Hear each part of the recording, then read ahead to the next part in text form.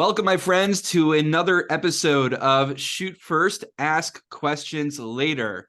Today, we have the privilege of hearing from Rabbi Tzvi Goldstein, all the way from Eretz Yisrael, and we're going to be talking today about an interesting case in the Chavos Yair about an employee choosing to rescind their commitment to work for their employer. So before I even jump in and even give your biography, I just want to give a huge kudos, a huge shkoyach to choosing a Choshen Mishpat topic. We don't have as many Choshen Mishpat topics on the show as I would like, so I appreciate you doing this mace mitzvah and making sure to address a topic that's sorely needed.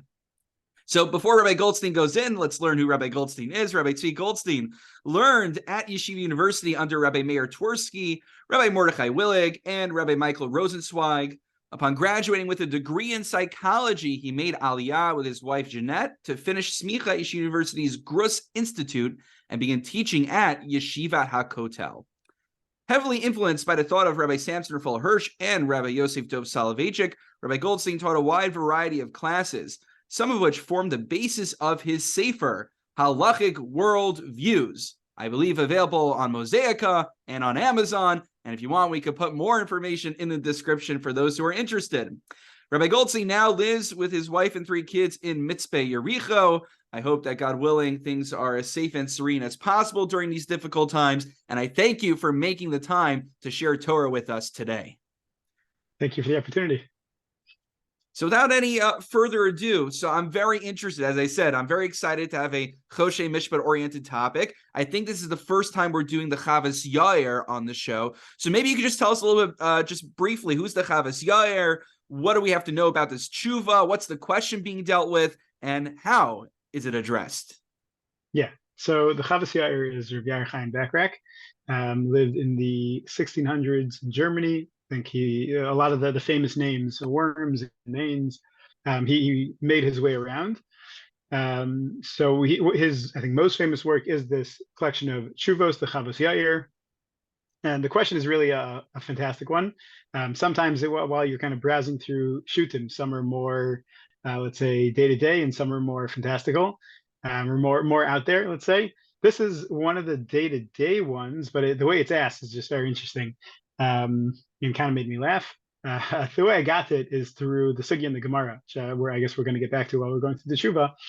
But it was very interesting to see the way that it was applied. So this is number 106 in the Chavos Yair. Sheila, the question came from Mannheim, one of the students of the Chavos Yair. Basically said that somebody in our community, there's an older woman who needed some household help, and because of the reputation that she had, I guess you can call her a stickler, or a little bit of some interesting sensitivities for the people that she hired. She picked up this reputation of somebody who was not a good person to work with, and she was having a lot of trouble finding somebody to work for her as household help. Finally, the questioner says it seems like a young girl who needed a job, needed the money, so she took the job. And relatively quickly, they got into some arguments. Some of the things that are mentioned is anytime this woman, this girl, dropped a dish or broke a plate, so that would be subtracted from her salary, which she was very upset about. I think the bread box was always kept locked, which was one of the questions is whether this is seen as normal or a little bit too strict, too stringent. I'm getting some kind of Cinderella vibes over here. Yeah, a little bit. So eventually this woman decided this is too much, and she left. She ran away, and she ended up finding what seems like a better job with a different person in the community. That's actually going to be a relevant part of this tshuva. She got a different job. It seems like she took that job instead of for pay, she just took it for room and board. So it was so difficult to work for this woman that she was getting paid by. She'd rather just get the food and lodging and not have to deal with the shtusim, the challenges of this stickler.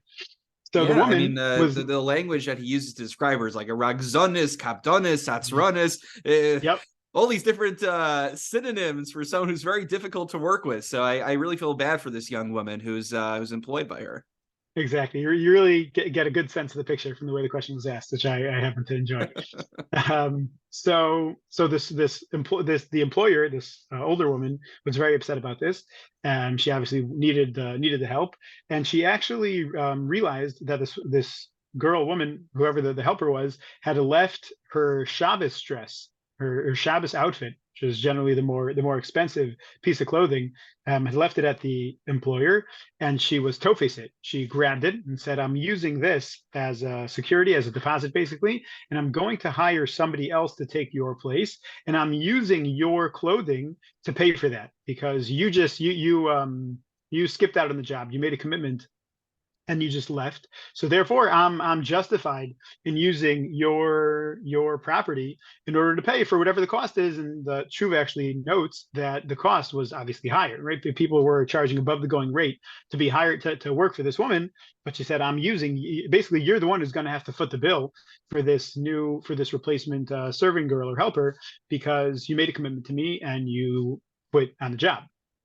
So they brought the question that was being posed to the Chavos Yair was, who's correct in this case? Is it the serving girl, and therefore the Shabbos dress needs to be returned, and she's not responsible for any of the payments, or should we side with this older woman, and she actually is justified in taking this girl's clothing and using it to finance this new helper?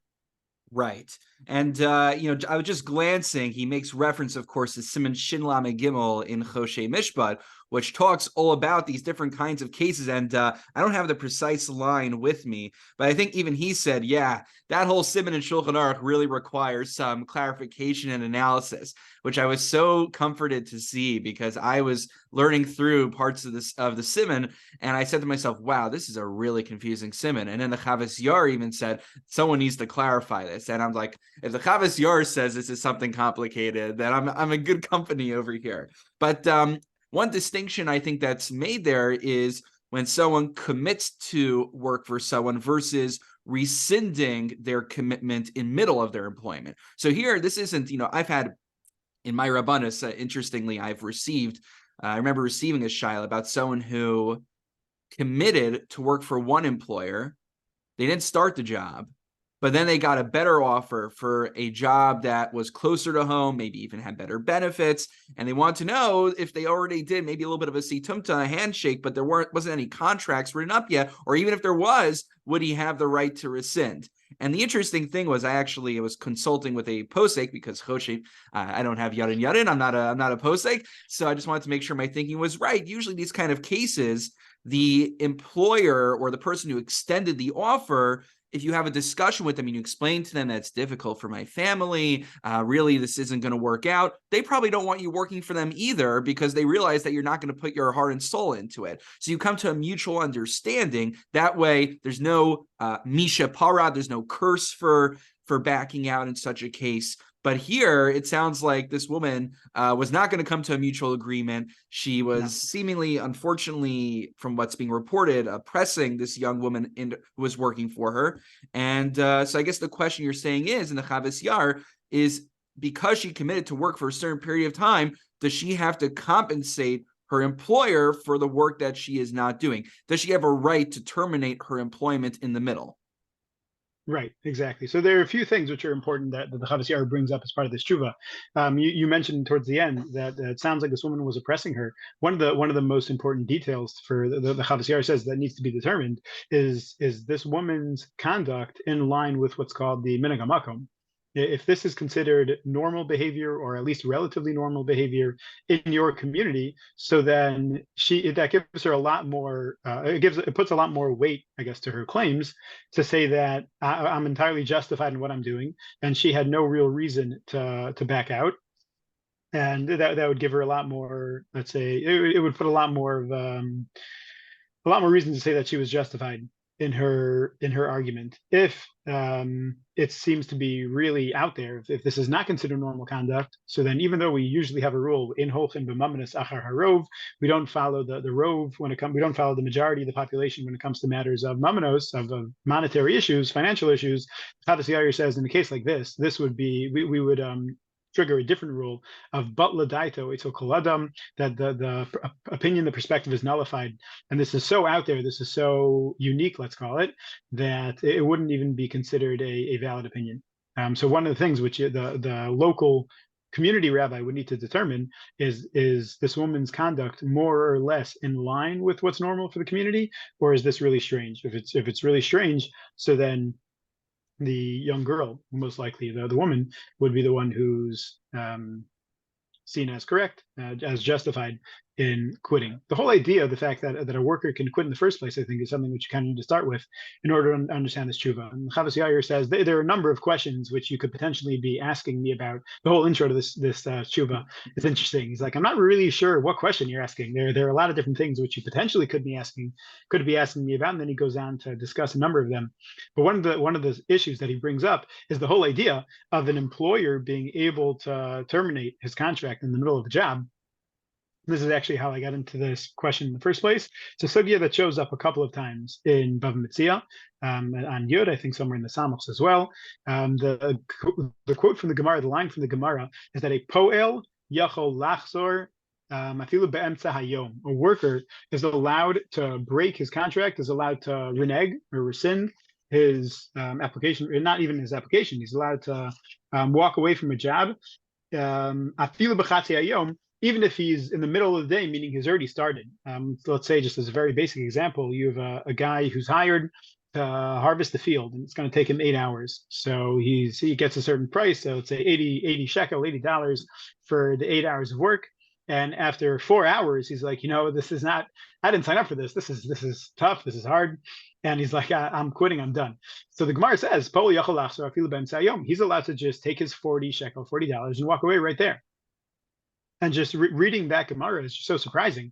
You mentioned the concept of a mishapara, a person who doesn't keep his word. There's a curse associated with backing off of a word in certain cases. Just the idea of midvar sheker tircha, if you committed, you said you're going to do something, so then we generally assume that you're going to do it. How is it okay that a worker is allowed to just walk away from a job like that? So it's such a surprising din. I think it's a case like this where you're so surprised what you read in the Gemara. Obviously, we're not going to reject it. The impulse should be, let's look deeper into this and try to understand what's going on here.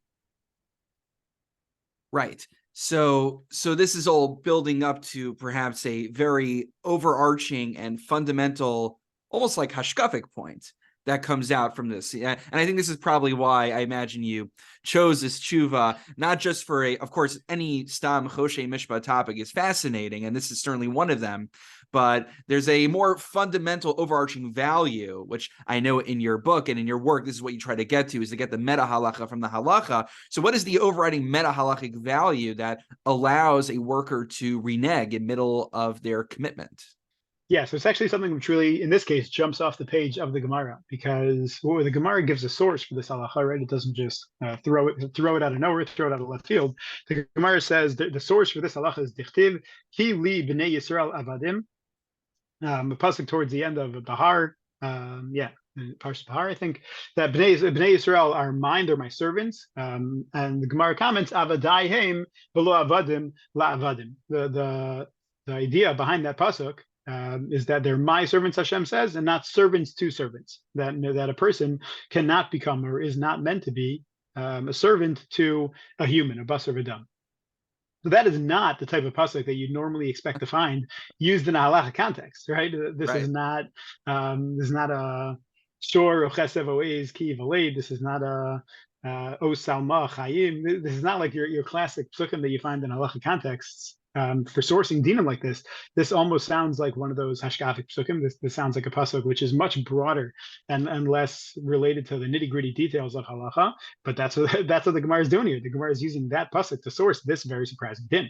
So that's what my one of my rebbeim at YU, or Sovolovsky, he would refer to. Now, this is a legitimate application, of course, because the Gemara does it, and the Shulchan Aruch paskins this way, and the Chavos Yair, etc., and all the literature. But he would generally call, when someone tries to bring some sort of hashkafic idea into the halachic discussion, he'd say, That's a nice Shabbos morning sermon topic, but you Uh, don't bring that into the shiur room. But here, what's so fascinating, what you're pointing out, is that dafka we're taking something which sounds like it'd be a nice, inspirational Shabbos morning drasha topic, but we all have to remember how we're avadim, we're servants of Hashem, and it actually has real halachic implications in the laws of employment. It's yeah, remarkable. It's really remarkable.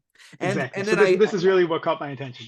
right. And then if I looked in the Ramah in Sif Gimel, and he says that a malamed or a sofer, so someone who's like teaching or someone who wants to be in the employment of someone else, that's also for them lahaschir atz malios basebal habayis bekeva shaloshanim. They're not allowed to commit for more than 3 years to work in someone's home, because then I guess it's a chazaka.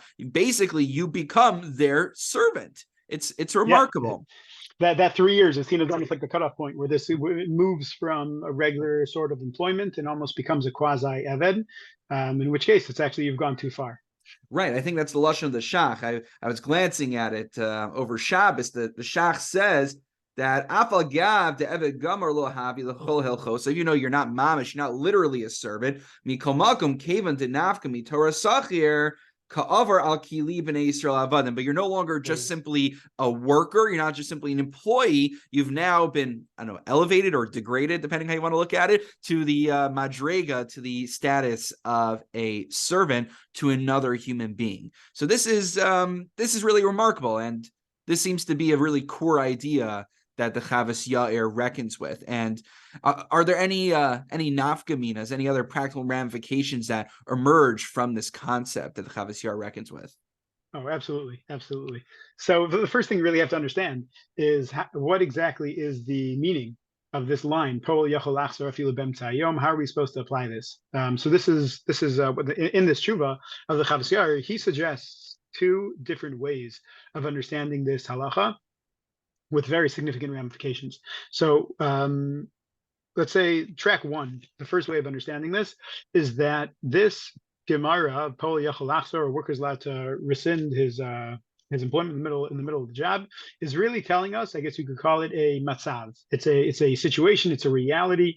The reality is, because of the pasuk Ki li b'nei Yisrael avadim avadayim, because Hashem declared that every Jewish person is his aved, that creates a mitzias, it creates a reality that anytime I sign a contract with somebody else, with a human, there's like a built-in loophole. There's a built-in clause to that contract that says this is not a fully binding contract, because there's a pre-existing contract that we also need to honor, right? Hashem has the contract that comes first. Rashi actually on the pasuk says literally the line, Shtari kodem, my contract came first. And Hashem says, I'm the original owner. I'm allowing you to hire yourself out to other people, but I'm building in a clause. And that clause is, Poel yachol achzor afilu b'chatei hayom, that the employee always has the right to back out of the job if he so chooses. So Wow. the halacha tells us a mitzias, a reality. That's one track. And therefore, anytime a person decides that he no longer wants to be committed to this job, he no longer wants to work, he can just step away. It's almost like a card that he can always pull out, almost get out of work free card, and say, I'm using this out, and I'm done. It doesn't. We don't ask him why. We don't ask him what his justification is. He says, this is what I'm doing. Okay, nice. Thank you for doing whatever work you did. Nice to have you on the team. Have a nice life. That's track 1. Track 2 is actually the quote that you gave from the Shach actually seems to reference this point, is that it's not telling us a matzav, it's not telling us a reality, but it's actually telling us a lav, that there is a prohibition of signing yourself up for any sort of service, not only a full-fledged servitude of becoming an eved, but actually any form of employment seems to be some level of transgression of this idea of avadayim v'lo avadim la'avadim, that anytime you make a commitment, a working commitment to somebody else, that's taking away from your flexibility, from your freedom to commit yourself to avodas Hashem, and that's something which is negative. Halacha does not want you doing that. HaKadosh Baruch Hu does not want you making a commitment like that. And therefore, this is almost like a lav hanitik laseh. It's almost like you did something wrong, and we're going to give you an opportunity to get out of it by breaking the contract.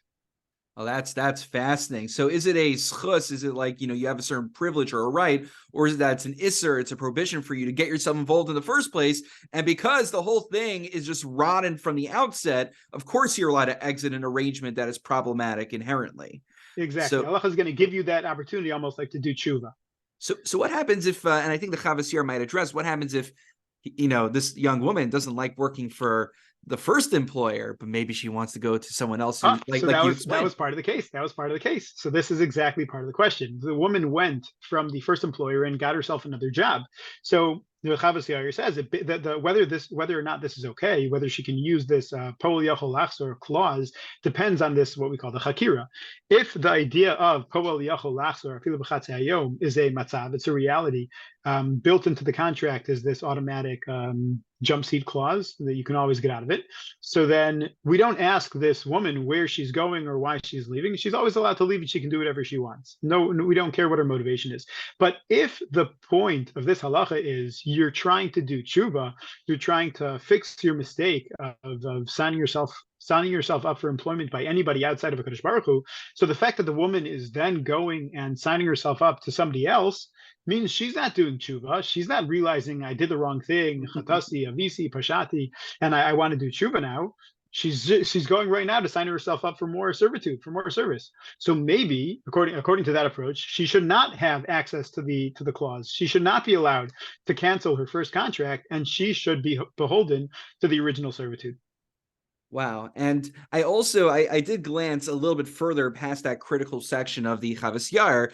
I noticed that there might be a little bit of a gender distinction as well, that the notion is not just simply being in servitude to something that is basar v'dam, something that is human as opposed to God, but it's practical. Because when you are indentured to a human being, you don't have the freedom to fulfill mitzvos that are miseshas ma'grama, that are time bound, because your time now belongs to this individual. So he seems to, maybe it's more of a havamina, he seems to reckon with this question of maybe for the shifcha, if it's a female employee or servant, she already is pater from time-bound mitzvos. So maybe this svara would not apply to her. And it's interesting, he mentions that in the accounting of who left Egypt, it only counts the men because now they were free to do those mitzvos. So I just thought it was like fascinating how he took it to its logical conclusion, to even go so far as to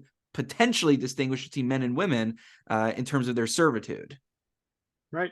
I think that relates. I don't think he ties it specifically to this hakira, but that could relate to the point of is this built into every single contract, or is this only when it's going to have a significant negative impact on their potential to serve Avodas Hashem and do the mitzvahs that they're supposed to do? That would break down to the male female, to the Eved versus the Shifcha. Wow. And so what's the maskana? What's the Chavos Yair's bottom line after doing all the lamdisha backflips? What do we have in the end of the day? So the Chavos Yair's bottom line seems to be we don't see a distinction like this between we're not meant to ask questions. We're not giving the person a survey. Why are you trying to quit your job? The basic understanding seems to be that it's a mitzias, it's a reality, and a person always has the right to break a contract, and we don't really care why it is. This is brought down in the Pesach Tshuva in Shulchan Aruch, and he quotes from the Tzuras Mayim Chaim, who also makes the same, who brings up the same two sides, but it actually does make its way to the pages of the Tur, Beis Yosef, the Shach. These two sides for understanding this halacha actually continues to reverberate and then be part of this halachic discussion. Even though the Chavos Yair seems to have come down on the side of, let's say, matzav, there are other indications that the lav perspective still is a significant force to be reckoned with. Wow, this is great. And I always wonder, maybe this is going a little bit off the rails over here, about the nature of servitude nowadays. Generally it's kind of funny because you go to many more affluent Jewish communities, it's not so much Jews working for other Jews, but many times we take people who are non-Jewish and people have, I'm not sure they call it the help, they call it a maid. It's very fascinating. This is my one of my few very liberal opinions that I have, which is it's kind of funny how we did away with slavery in America. There's no official slavery on the books, but there seems to be almost like an economic slavery that the lower class basically have to. Now, we don't call it slavery. We don't call them servants. We have nicer names for it, and they get a paycheck, but basically they wind up working. And it's fascinating. It's like what the Shach and what the Chavos Yair are talking about, which is I'm not on the books a servant, but when I wind up working in your house for over 3 years, and I basically become your servant at a certain point. And it almost gets me to wonder, because we're talking about a value-based discussion here, if we are perpetuating a form of servitude nowadays by having people perpetually work in people's homes and literally doing things that a servant would be doing, maybe with more protections nowadays, I would hope. But it's just fascinating to me. I'm not sure if I'm sure there's halachic ramifications in terms of kashrus. There's all these questions that get raised about having non-Jewish help working in your house. What does that mean for the meat that's exposed? There's yichud questions that come out from it. But the notion of being a shivcha or being an evet to someone is really true nowadays. It really happens in our modern day economy. And I can ask the same question, by the way. I don't know if I would go that far to say that the idea of shifcha and avdus is really what's going on. I think the idea that this halacha is saying is that anytime you're employing yourself, you're hiring yourself out, it's a ke'ain, right? It's a little bit like it's similar to the idea of avdus. I don't think we would say that it's going that far though. One of the questions which is brought up, there's a fascinating din, which is very difficult to understand in the tour in the sugya, and the way the Ketos HaChoshen explains it is really, again, he relates to this idea, but he says there's almost like the actual application of the din, which is with an eved, and then there's an extension of the din which relates to a sachir, somebody who's hiring himself out. I wouldn't go so far as to say that it's actual avdus, it's actual right, not shifcha. Actual ke'ain. I think the ke'ain is an important term. I do agree with that. I do agree. It's a ke'ain. That's what I mean as well. If you look at the sugya of Leolam ben Tavodu, which is the sugya of not freeing non-Jewish slaves, so then you do get into some very interesting questions related to what you were talking about. What is the, I guess, value at play there? Maybe that right, exactly. The Isser possibly rooted potentially in Lo Sechanim as well, depending how you understand the Lumdus, the prohibition of freeing a non-Jewish slave. Okay, if I need a minion, great. I found an escape hatch, but you're not allowed to. So that's a great point. I also wonder, to the Baal Bat and to my congregants who might be listening, ignore this part over here. So I also wonder about Rabbanus in general. There's of course the classic Rambam who writes that rabbis should not be taking payment, and we found haramos, we found ways to circumvent it. Maybe I'm paid for my administrative work, I'm paid for other things, or I'm paid for the time I could be using for other kinds of work. But really, fundamentally, the Rambam and others hold that you're not a rabbi, a pulpit rabbi should not be, or a teacher shouldn't be paid for the Torah that they teach. I mean, halavai, all I did was teach Torah, and then that would be the real issue. But the question I always wonder about is, am I employed by God or am I employed by a board? It's a question not just for me personally, about the whole enterprise of Rabbanus in general. Who are you truly in servitude to? Who are you truly working for? So that's a question. It's a value-based question, but I think it really has implications for this sugya. We have to think about it. Are we considered servants of God? I think the bottom line of exactly the sugya is that it actually has two different messages: a message for the employer and a message for the employee, which I think is just so fascinating. Each side of the chakira relates to one of the other parties at play. When it comes to the employer, I think the employer needs to keep in mind the matzav perspective, right? He needs to remember that the reality is when I hire anybody, the contract that I signed with him is a limited contract because God's contract comes first. And I can't see myself as the only one who has a claim on his time, on his life, on his resources. HaKadosh Baruch Hu's claim comes first. So the employer needs to remember the matzav perspective. At the same time, the employee, he has to keep in mind the other side. He has to keep in mind the lav perspective and say, what I'm doing right now is, let's call it a bit the eved. What I'm doing right now, that I'm committing myself to somebody else and losing some flexibility of my time, is something which I need to do, right? I got to be able to put food on the table, but it's coming with a trade-off. It's coming with the downside of not being as free to dedicate myself to Avodas Hashem as I would like. That's what he needs to remember. And my ultimate, I should ultimately be beholden to I only Hakadosh Baruch Hu, and in this current reality, I shouldn't be making sacrifices which are taking away from that ultimate commitment. It's like the lumdus, the hakira of this halacha actually has two very, very relevant messages, depending on whether you're in the employer's shoes or the employee's shoes. I'm really glad you made that point. That's a really important point to make, which is there's two parties over here. There's the employer and the employee, and they both have an imperative to keep this framework in mind and to therefore, of course, also be sensitive to each other. One last Yeah. thing, and I know we're almost at the end here, but I wanted to mention this before. I got a real kick out of there's a number of things in the introduction. You read the whole thing. I read the whole thing. It's worthwhile for our readers to read the whole introduction in the tshuva. But something I really appreciated that the Chavos Yair wrote, he says, Mali lasus davar sheino hakan lichtov dati b'dinei mamnos bein isha reosa. Who am I to start? She's going to say that she did me wrong. She's going to say that she did me wrong. Who am I to get into this disputation between these two women? I don't know what's flying over here. Who am I to paskin? You're sending me a shaila, and I think you even mentioned yourself, Rabbi Goldstein, that it's the whoever is the Rav, the Mar Da'asr of that area, ultimately is helping them maybe come to a pshara, maybe to a compromise, or at least to give a final psak.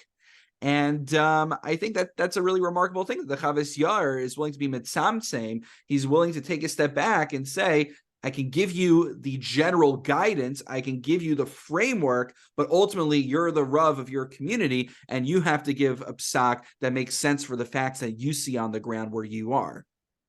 Right. Both the reality of what's the minhag hamakom, only the community rabbi is going to know, and also the kind of push towards pshara, and like, can we find some way of coming to some sort of a compromise? Only the community rabbi is going to be able to do that. So the Chavos Yair says, I can give you some of the background. I can try to work out some of the general questions, but this is something which you should be deciding on your own. Wonderful. And so, Rabbi Goldstein, I want to thank you for your time. Are there any final thoughts you want to share? Maybe some unanswered questions that our listeners can think about? And if not, or if yes, also feel welcome just to share. Where can people learn more of your Torah? Where do you post your shiurim, your writing, your book? Where can we learn more from you? Yeah, so just to finish off this idea, one of the things which grabbed me about this halacha is that it's such a great example of when the Gemara itself, when really halacha itself, kind of reveals that what you call the meta halacha, which I think you write about in your own work in the challenging assumptions, this kind of level of let's say values or perspectives on life, that halacha is not just telling us do this or don't do that, this is how you're supposed to technically navigate the situation, but there's an additional level to halacha which is expressing a value system. This is how HaKadosh Baruch Hu wants us to navigate life. And the fact that halacha is so all-encompassing, the fact that halacha is so detail-oriented, moves from this almost like challenge, like why does halacha care so much about the nitty-gritty details, to actually a really incredible thing. It's because of its detail-oriented nature that it's able to have something to say on a values level, on an ideals level, about so many different situations and really about all aspects of life. So a tshuva like this, which at first seems so plebeian, seems so distant from the world of values and world of halacha. I'm getting a job. I'm harvesting a field. I'm whatever it is that I'm doing.